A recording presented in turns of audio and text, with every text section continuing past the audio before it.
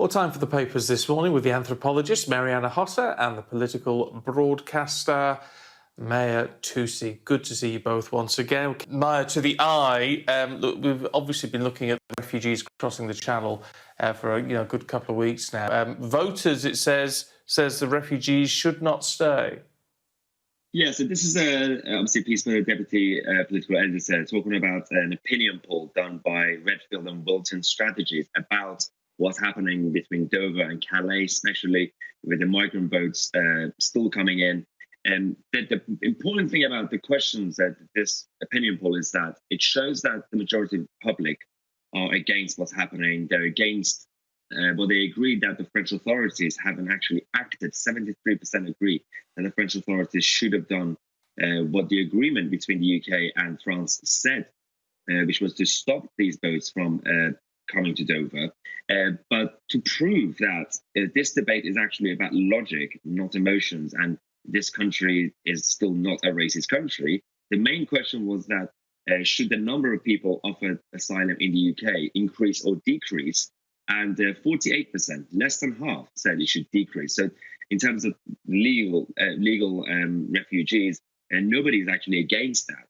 The argument is about if you want to come into this country, don't come into this country, obviously illegally. There's a process, because if you do that, it undermines those who are waiting in the process, in the queue. They go through the application forms and everything, obviously to get the legal status. And also, it undermines our society in general in this country, people who are already settled here, whether they were born here or came from a different country, because you're just sending a wrong signal. I think it's time for both countries to actually rethink this agreement, and Macron to finally act and help this situation. And meanwhile, Mahyar, as we come to terms with tackling this problem, as Marianne said, we've got it all again next week with the GCSEs.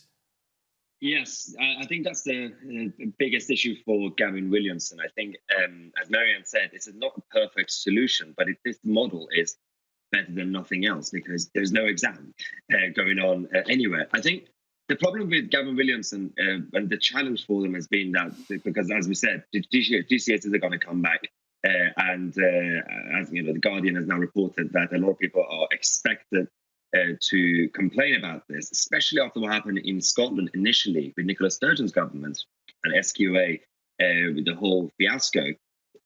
Gavin Williamson had a few days, a week or so, to not make this seem completely reactionary.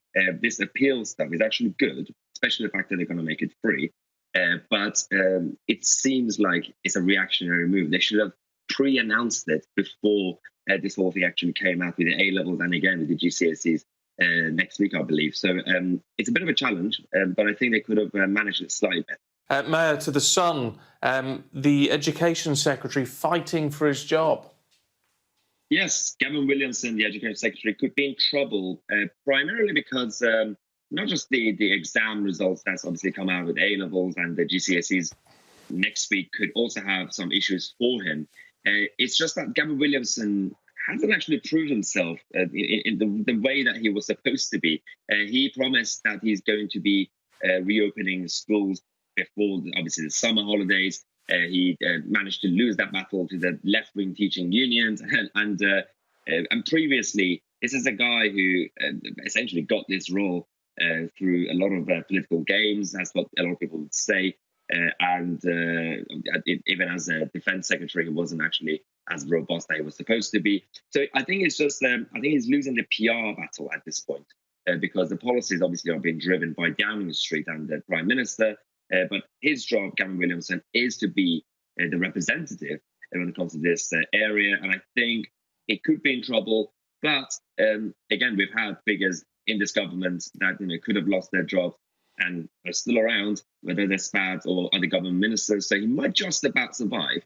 But I don't think it would be a good look for the rest of the cabinet. Well, look, we're almost out of time because the VJ celebrations have eaten up a lot of time today. But let's just finish on the Red Arrows, Mahyar. This is in the eye because they are part of the commemorations today. Yes, absolutely. It's actually a good story because the Red Arrows are actually, it's the first time since the London Olympics in 2012 that are going to be obviously flying across the whole country. And it's obviously it's an important day, but I think if you look at the positives of this story and this specific day, especially with everything that's been happening in this country, well, and in the West in general recently, I think it's good to kind of focus on these sort of things and remember that there are a lot of other things that also happen historically to us, and we've survived. It's good to remember that we can come together as a country. Well, look, it has been very brief newspaper reviews today, but we appreciate seeing you both this morning. Thank you very much indeed. And still to come, of course, we have got more